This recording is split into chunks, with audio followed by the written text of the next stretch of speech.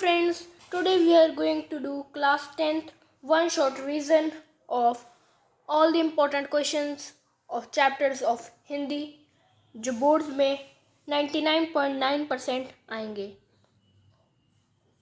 पाठ क अब कहाँ दूसरों के दुख से दुखी होने वाले पाठ के आधार पर लिखिए कि पहले और अब के संसार में जीवन शैली में क्या अंतर आ गया है।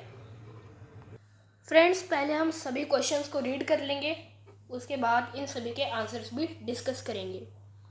पाठ ख, पशु फर्म में अपना क्रोध को शांत करने के लिए तंतारा ने क्या किया, उसकी प्रतिक्रिया के पक्ष या विपक्ष में तर्कसम्मत उत्तर दीजिए। ग पाठ, छोटे भाई के कक्षा में अव्वल आने पर भी बड़े भाई साहब द्वारा उसके तिरस्कार के क्या कारण थे। फ्रेंड्स, अब हम इनके आंसर्स डिस्कस करेंगे। पाठ क है, निदा फाजली के लेख अब कहाँ दूसरों के दुख से दुखी होने वाले में बताया है कि पहले लोगों को जीव जंतुओं से वास्तव में प्यार था। वे उन्हें किसी भी प्रकार से दुखी नहीं करना चाहते थे, बल्कि उनके दुख दर्द को दूर करने का भरपूर प्रयत्न करते थे। राजा सुलेमान, सिंधी भाषा के मशहूर कवि शेख अयाज, पैगंबर नूह इस कथन की मिसाल हैं। परंतु आज ज़माना स्वार्थी हो गया है। लोगों के जीवन जीने के तरीकों में बदलाव आ गया है। अब लोग केवल अपनी ही परवाह करते हैं, बाकी दुनिया से उसे कोई मतलब नहीं। यदि कोई इंसान सड़क पर घायल पड़ा है तो लोग उसकी सहायता नहीं करते, बल्कि ऐसे ही तमाशा देखते रहते हैं। जहां इंसान की यह स्थिति है, वहां जीव जंतुओं के लिए दुआ अर्थात दया कहां से आएगी। इस स्वार्थी सोच से समाज में यह अंतर आया है कि अब इंसानियत मर गई है और यह किसी भी समाज के पतन का मुख्य कारण है। फ्रेंड्स, अब हम पाठ ग डिस्कस करेंगे। ख, जब गांव वालों के सामने तंतारा को वामीरों की मां ने अपमानित किया तो तंतारा को भी गुस्सा आ गया। अपना गुस्सा शांत करने के लिए उसने अपनी कथित अद्भुत तलवार धरती में गाड़ दी और लकीर खींचते हुए बहुत दूर तक चला गया। परिणाम स्वरूप धरती पर दरार पड़ गई और द्वीप दो हिस्सों में बंट गया। जहां तंतारा खड़ा था, द्वीप का वह भाग डूबने लगा। द्वीप ने उसे अपने भीतर समा लिया। हमारे विचार में तंतारा और वामीरों को गांव वालों की उक्त परंपरा के विरुद्ध डटकर खड़ा होना चाहिए था। वे एक दूसरे से सच्चा प्रेम करते थे। ये बात उनको अपने गांव वालों और वामीरों के परिवार वालों को समझानी चाहिए थी। गुस्से और क्षोभ के कारण अपना जीवन खत्म नहीं करना चाहिए था। मित्रों, चलिए अब पार्ट ग डिस्कस करेंगे। बड़े भाई साहब कहानी में छोटे भाई को कक्षा में अव्वल आने पर भी बड़े भाई के हाथों तिरस्कृत होना पड़ता था। इसका मुख्य कारण यह था कि बड़े भाई को छोटे भाई का खेलना और पतंगबाजी बिल्कुल पसंद नहीं था और वह चाहते थे कि वह इन सब में अपना कीमती समय व्यर्थ न जाने दे। वह यह भी चाहते थे कि छोटा भाई केवल पढ़ाई में अपना ध्यान लगाए और उनके पिता का मेहनत से कमाया धन ना उड़ाए। मगर छोटा भाई बड़े भाई के इन सारे उपदेशों की अवहेलना करता था, इसलिए वे उसे तिरस्कृत करते रहते थे। तिरस्कृत करने की एक वजह यह भी थी कि बड़े भाई को लगता था कि छोटे को पढ़ाई में अव्वल आने पर अभिमान हो गया है। अब हम अगला प्रश्न डिस्कस करेंगे। पाठ क है, अब कहाँ दूसरों के दुख से दुखी होने वाले पाठ में अनेक लोगों का उल्लेख है जो जीव जंतुओं के प्रति संवेदनशील थे। आपको उनमें से सबसे अच्छा कौन लगा, कारण सहित लिखिए। पाठ ख है, तंतारा वामीरों कथा के आधार पर लिखिए कि आप कैसे कह सकते हैं कि तंतारा की तलवार में अद्भुत शक्ति थी। उदाहरण सहित स्पष्ट कीजिए।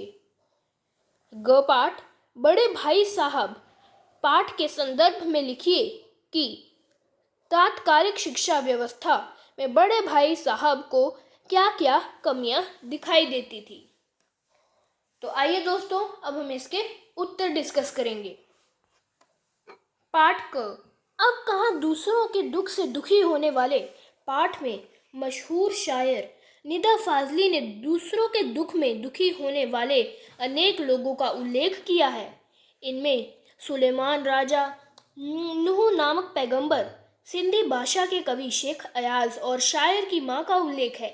यद्यपि सभी लोग हमें इसलिए प्रभावित करते हैं कि उनमें जीव जंतुओं के प्रति प्रेम भाव है और वे उनकी पीड़ा को भली भांति समझते हैं, पर हमें लेखक की माँ का चरित्र विशेष प्रभावित करता है।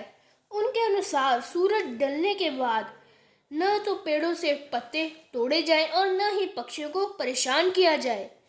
हम उनके इस भाव से भी विशेष प्रभावित हैं, जिसमें कबूतर के घोंसले से बिल्ली द्वारा अंडा तोड़ने से व्यथित होकर वह कबूतर के दूसरे अंडे को बचाने की कोशिश करती है, लेकिन इस कोशिश में अंडा उनके हाथ से छूटकर टूट जाता है। माँ इस घटना से अत्यंत व्यथित थी और स्वयं को गुनाहगार समझते हुए इस गुनाह को माफी के लिए पूरे दिन उपवास रखती है। ख। तंतारा वामीरो कथा में तंतारा अपने साथ हमेशा एक लकड़ी की तलवार रखता था। ग्रामीणों की दृष्टि में वह तलवार अद्भुत थी। गांव वालों का यह विश्वास था कि उसमें अद्भुत दैवीय शक्ति समाहित थी। पशु पर्व आयोजन के दिन तंतारा और वामीरो ने जब एक दूसरे को देखा तो वामीरो दुखी होकर रोने लगी।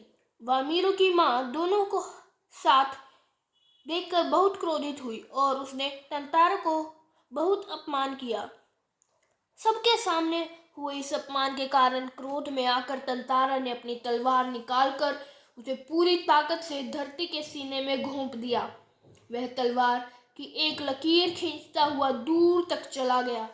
इससे धरती पर दरार पड़ गई। वामीरो दो टुकड़ों में बढ़ती हुई धरती के किनारे दौड़ रही थी। तंतारा द्वीप के अंतिम सिरे तक तलवार से धरती को चीरता हुआ चला गया। द्वीप दो टुकड़ों में बंट चुका था। इस घटना के कारण हम कह सकते हैं कि तंतारा की तलवार में अद्भुत शक्ति थी। पाठ ग। प्रेमचंद की कहानी बड़े भाई साहब में बड़े भाई को तात्कालिक शिक्षा व्यवस्था में यह कमी लगती थी कि वह शिक्षा व्यवहारिक नहीं थी। शिक्षा व्यवहार से कोसों दूर केवल पुस्तकीय ज्ञान पर आधारित थी।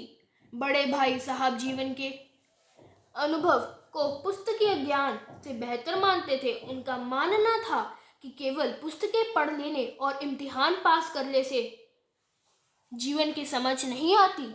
बड़ी उम्र के लोगों को अधिक समझ होती है। पुस्तकों से शिक्षा का ज्ञान भले हो जाए, परंतु बहुत सी ऐसी बातें हैं जिनका ज्ञान केवल जिंदगी के अनुभवों द्वारा ही होता है। बड़े भाई छोटे भाई को अपनी बात तर्क के साथ समझाते हैं।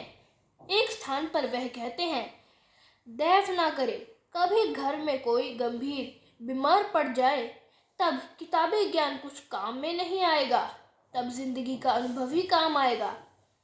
किताबी ज्ञान से घर नहीं चलाया जा सकता। अब अगले प्रश्न पे आते हैं। पाठ क है, बढ़ती हुई आवश्यकताओं को पूरा करने के लिए किए गए मानवीय क्रियाकलापों ने प्रकृति को नकारात्मक रूप से प्रभावित कर उसे असंतुलित किया है। प्रकृति के इस असंतुलन का मानवीय जीवन पर क्या प्रभाव पड़ा है? अब कहाँ दूसरों के दुख से दुखी होने वाले पाठ के संदर्भ में लिखिए। ख। तंतारा वामीरो कथा के अनुसार गांव वाले तंतारा के सदाचारी व्यक्तित्व से परिचित और प्रभावित थे, फिर भी वामीरो के मामले में उन्होंने उसका साथ क्यों नहीं दिया? पाठ ग। बड़े भाई साहब कहानी में आपने पढ़ा कि छोटे भाई कक्षा में अव्वल दर्जे से पास हो रहा था और बड़े भाई साहब असफल, फिर भी वह बड़े भाई की नज़रों से बचकर अपने खेल संबंधी शौक पूरे करता था। इसके पीछे क्या कारण था? फ्रेंड्स, अब हम क्वेश्चंस के आंसर डिस्कस करेंगे। क मनुष्य ने अपनी आवश्यकताओं को इस कदर बढ़ा लिया है कि उसने प्रकृति को निजी संपत्ति बना लिया है। उसके इस कदम से प्रकृति पर नकारात्मक असर पड़ा है। नतीजतन प्राकृतिक संपत्ति बुरी तरह बर्बाद हो गई है। जीवधारियों का अपना ठोर ठिकानों में रहना मुश्किल हो गया है। उन्हें फिर अपना कहीं और आशियाना बुनने के लिए संघर्ष करना पड़ रहा है। व्यक्ति ने अपने हाथों प्रकृति का इतना अधिक नुकसान कर दिया है कि अब उसके स्वयं के लिए ही इस बर्बाद प्रकृति में रहना मुश्किल हो गया है। लिहाजा वह ग्लोबल वार्मिंग से प्रभावित हो रहा है और अपने लिए जीवन जीने के लिए प्रकृति से मिलने वाली सुविधाएं भी खत्म कर रहा है। ख पाठ तंतारा के लिए ग्राम वासियों के बीच अथाह प्रेम और विश्वास था। वे उसके सदाचारी व्यक्तित्व से बहुत प्रभावित थे एवं उसकी वीरता से भी आकर्षित थे। तंतारा जिस युवती वामीरो से प्यार करता था वह अलग गांव की थी।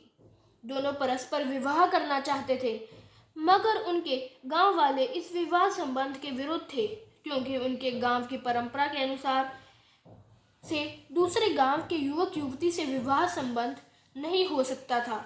जब गांव वालों को तंतारा के प्रेम संबंध के बारे में पता चला तो वे तंतारा के सारे गुण भूल गए और उसका तनिक भी साथ नहीं दिया।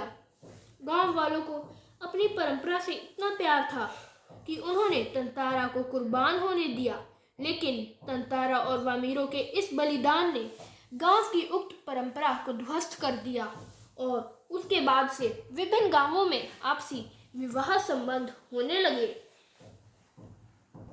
पाठ ग बड़े भाई साहब कहानी में छोटा भाई पढ़ाई में अव्वल आ रहा था और बड़ा भाई लगातार फेल हो रहा था, परंतु फिर भी छोटा भाई बड़े भाई से छुपकर अपने खेल संबंधी शौक पूरे करता था। इसका कारण यह था कि बड़ा भाई हमेशा छोटे भाई को पढ़ने के लिए बोलता था। उसके अनुसार खेलने में समय व्यर्थ नहीं गंवाना चाहिए। वह उसे ताना कसते थे कि वह मौज मस्ती में समय गंवाकर उनके पिता की मेहनत की कमाई को व्यर्थ उड़ा रहा है। वह स्वयं भी सारा दिन किताबों में सिर दिए रहता था।